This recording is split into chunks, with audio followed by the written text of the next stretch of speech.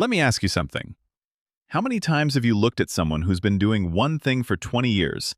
The chef who's been cooking since age 14, the programmer who wrote their first line of code in middle school, and felt this quiet, creeping sense that you're already behind. That thought, that specific one, I've never stuck with anything long enough.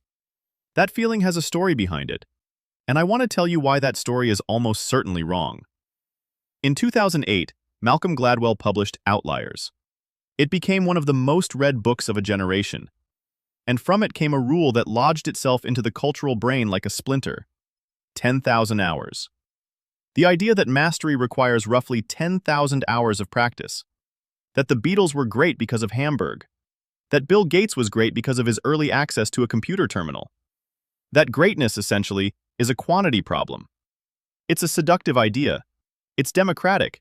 It says anyone can be great if they just put in the time.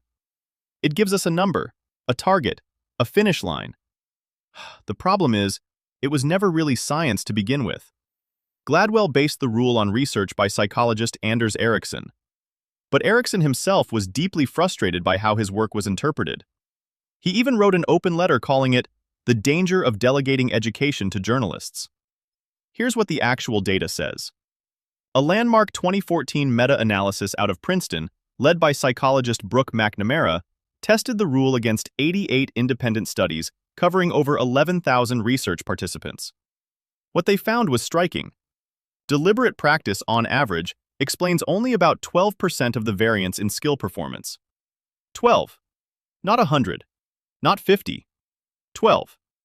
In chess specifically, researchers found that the number of hours required to reach master status ranged from 728 hours to over 16,000, meaning some players needed 22 times more practice than others to reach the exact same level. The rule was never a rule. It was a metaphor that got mistaken for a law. But here's what I really want to talk to you about, because this is where it gets personal. Ericsson himself acknowledged in his own writing that the deliberate practice framework is most applicable to what he called highly developed fields, things like chess, sports, or classical music, where the rules are established and passed down from generation to generation. He explicitly stated that the framework leaves out almost any creative domain and many modern professional roles. So the 10,000 hours rule was never really designed for your kind of life.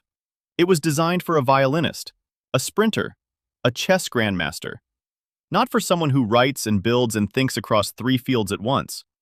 Not for someone whose curiosity doesn't stay in its lane. And yet, you've been judging yourself by that standard. Most multi-passionate people have. There's a researcher named David Epstein who spent years studying the world's highest performers across domains. What he found flipped the script entirely. In most fields, especially those that are complex and unpredictable, generalists, not specialists, are primed to excel. Generalists often find their path late. They juggle many interests rather than focusing on one.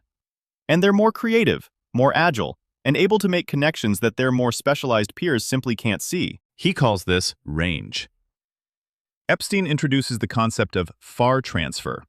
When a knowledge structure is so flexible, it can be applied effectively even in completely new domains or novel situations. The more context in which something is learned, the more abstract and portable that knowledge becomes. Breadth of training predicts breadth of transfer. Learners become better at applying their knowledge to situations they've never encountered before, which is essentially the definition of creativity. Think about what that means for you. Every interest you've ever pursued, even the ones you quit, left something behind in your brain. A way of thinking, a pattern of seeing, a tool you don't even know you're carrying yet. Neuroscience backs this up. Neural plasticity, the brain's ability to rewire itself, is strongest when exposed to diverse challenges. Generalists strengthen neural connections that keep mental agility sharp, while over-specialization risks locking thinking into familiar, rigid patterns. Your brain wasn't built for repetition. It was built for adaptation. And every time you learned something outside your lane, you were doing exactly what your brain is designed to do. Here's the deeper truth I want you to sit with.